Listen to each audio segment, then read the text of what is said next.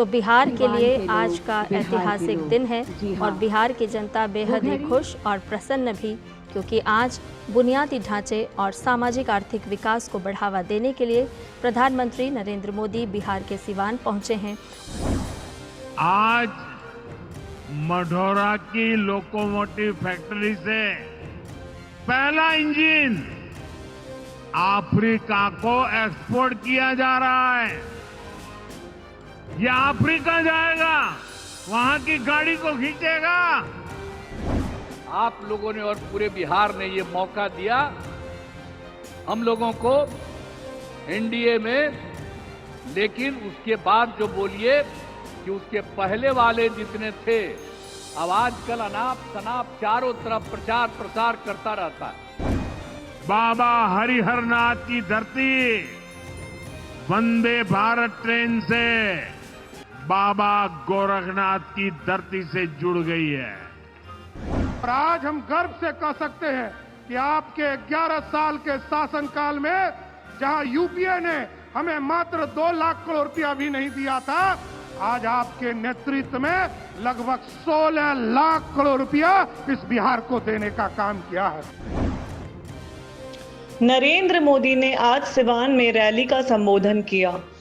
सभा मंच पर खुली जीप से नरेंद्र मोदी गए और उनके साथ नीतीश कुमार तथा सम्राट चौधरी भी थे। रैली का आयोजन महिला सशक्तिकरण जैसे मुख्य मुद्दे पर हुआ। मोदी ने कहा कि वे बिहार वासियों के लिए काम करते रहे हैं और सिवान के सभा मंच से भी उन्होंने 6,000 करोड़ रुपए की परियोजना बिहार को दी है। मोदी ने बिहार के विकास की सराहना की और कहा कि बिहार में 11 वर्षों में कम से कम 55,000 किलोमीटर सड़कें बनाई गई हैं। मेरी दुनिया के बड़े बड़े समृद्ध देशों के नेताओं से बात हुई। सारे नेता भारत की तेज प्रगति से बहुत प्रभावित है। वो भारत को दुनिया की तीसरी बड़ी आर्थिक महाशक्ति बनते देख रहे हैं और निश्चित तौर पर इसमें बिहार की बहुत बड़ी भूमिका होने वाली है। बिहार समृद्ध होगा और देश की समृद्धि में भी बड़ी भूमिका निभाएगा। साथियों, मेरे इस विश्वास का कारण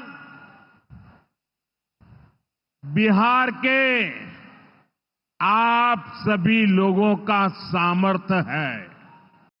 इसके पहले नीतीश कुमार ने अपने भाषण में खास तौर पर तेजस्वी की आलोचनाओं का जवाब देते हुए कहा। नीतीश ने कहा कि बिहार में कुछ था ही नहीं और अपराध का साम्राज्य बढ़ रहा था। तेजस्वी का नाम लिए बगैर नीतीश ने कहा कि काम तो कुछ करता है नहीं, अनाप शनाप बोलता रहता है। नीतीश ने अपने कामों के बारे में गिना दिया और कहा कि कई क्षेत्रों में महिलाओं को 50% आरक्षण देकर आगे बढ़ाया गया। उनके शासन के पहले बिहार में कभी कुछ विकास था ही नहीं, केवल जंगल राज था, ऐसा कहा। इस अवसर पर आदरणीय प्रधानमंत्री श्री नरेंद्र मोदी जी के द्वारा क्या होने वाला है, 22 नगर विकास की परियोजनाओं, 6 सड़क परियोजनाओं, 1 रेल परियोजनाओं का उद्घाटन एवं शिलान्यास किया जा रहा है। इन सब की कुल लागत 9,518 करोड़ रुपए का है। साथ ही 2 ट्रेन को हरी झंडी दिखाकर रवाना एवं 1 ईजन निर्यात का शुभारंभ किया जा रहा है, तो ये कुल मिलाकर के इन 32 योजनाओं में बिहार को काफी फायदा होने वाला है।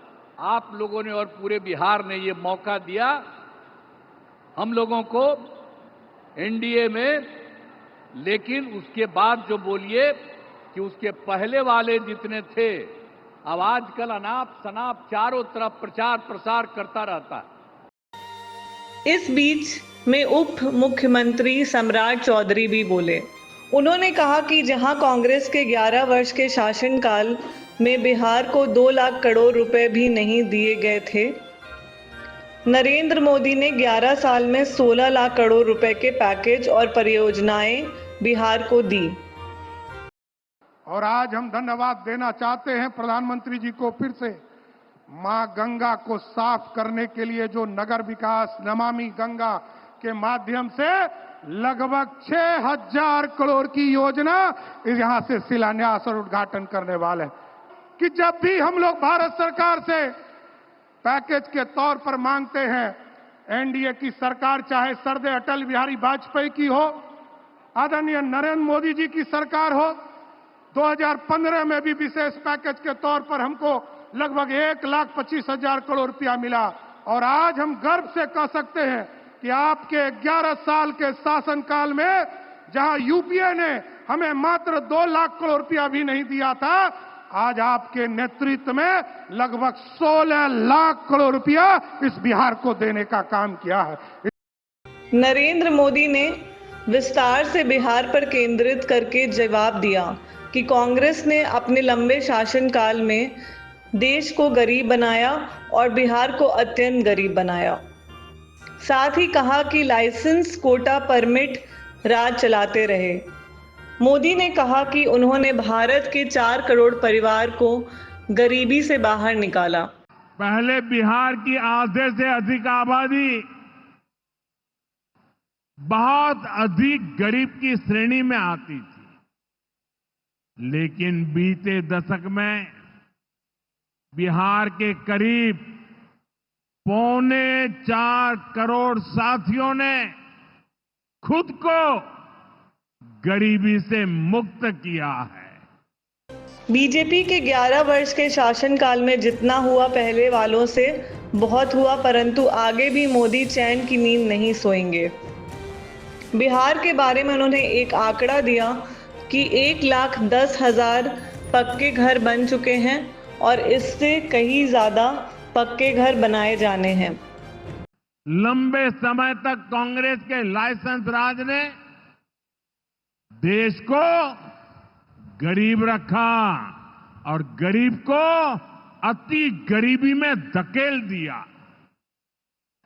जब हर चीज के लिए कोटा परमिट फिक्स था, छोटे छोटे काम करने के लिए परमिट चाहिए होता था, और मैं बिहार वासियों को विश्वास देने आया हूं, हमने भले बहुत कुछ किया हो, करते रहे हैं, करते रहेंगे, लेकिन इतने से शांत होकर के चुप रहने वाला मोदी नहीं है। अब बहुत हो गया,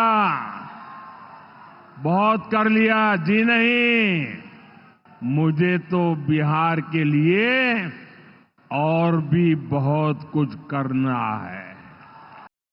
हर एक परिवार के घर नल का जल पहुंचा है और नीतीश सरकार ने घर घर नल जल योजना में बहुत अच्छा काम किया है।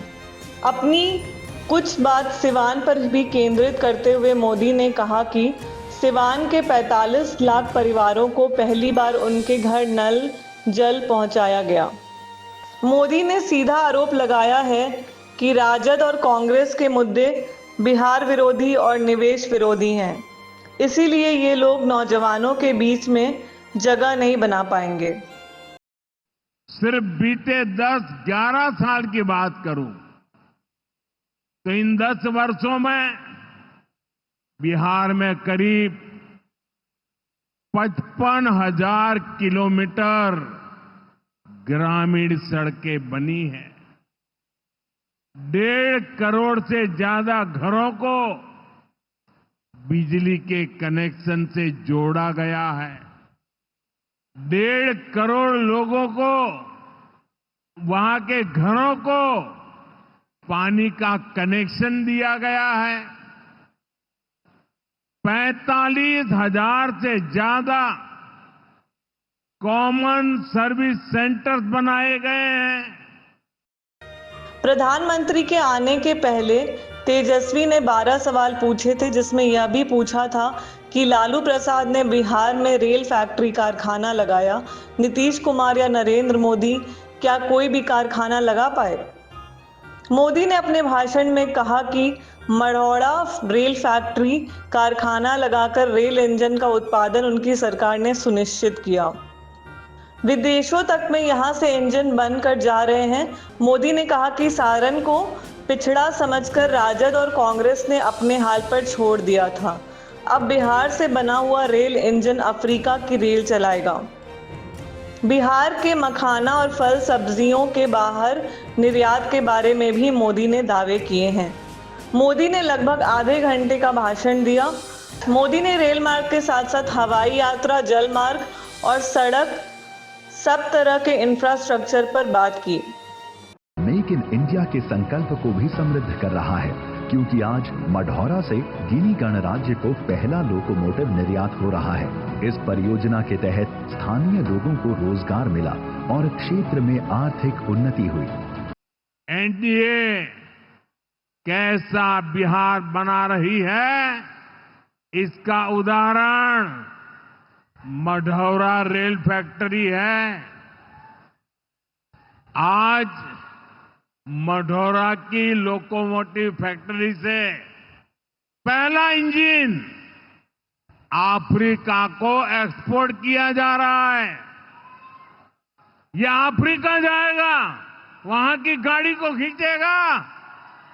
आप सोचिए, अफ्रीका में भी बिहार का जय जयकार होने वाला है। ये फैक्ट्री उसी सारण जिले में बनी है जिसको पंजे और आरजेडी वालों ने पिछड़ा कहकर अपने हाल पर छोड़ दिया था। आज ये जिला दुनिया के मैन्युफैक्चरिंग और एक्सपोर्ट मैप पर अपनी जगह बना चुका है। मोदी ने यह भी कहा कि हरिहरनाथ से अब बाबा गोरखनाथ का मेल हो गया है। हरिहरनाथ मंदिर यहाँ पटना के गंगा पार गंडक और गंगा के संगम पर है। गोरखनाथ मंदिर गोरखपुर में है। वो पटना से गोरखपुर तक के वंदे भारत एक्सप्रेस के बारे में बोल रहे थे। इस ट्रेन में पटना से गोरखपुर का किराया चेयर कार में ₹900 रखा गया है और इस ट्रेन का मोदी ने आज सभा मंच से उद्घाटन किया। सावन शुरू होने से पहले आज बाबा हरिहरनाथ की धरती वंदे भारत ट्रेन से बाबा गोरखनाथ की धरती से जुड़ गई है। पटना से गोरखपुर की नई वंदे भारत ट्रेन पूर्वांचल के शिव भक्तों को मिली नई सवारी है। ये ट्रेन भगवान बुद्ध की तपोभूमि को उनकी महापरिनिर्वाण भूमि कुशीनगर से जोड़ने का भी माध्यम है। अपने प्रयासों को बताने के लिए मोदी ने कहा कि उद्योग धंधे और काम तो बढ़ाएंगे ही, पर्यटन को भी इन सबसे बहुत फायदा मिलेगा। अंत में उन्होंने कहा कि मोदी खुद सबका साथ और सबका विकास की बात करते हैं और लालटेन वाले परिवार का साथ अपने ही परिवार का विकास की बात करते हैं। किसी के साथ भी भेदभाव न हो, ये हमारे संविधान की भावना है। हम भी इसी भाव से कहते हैं, सबका साथ सबका विकास।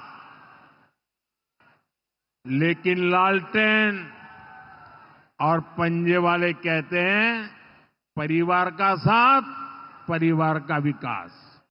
इसी के बाद उन्होंने बाबा साहेब अम्बेडकर के अपमान की बात भी कह दी।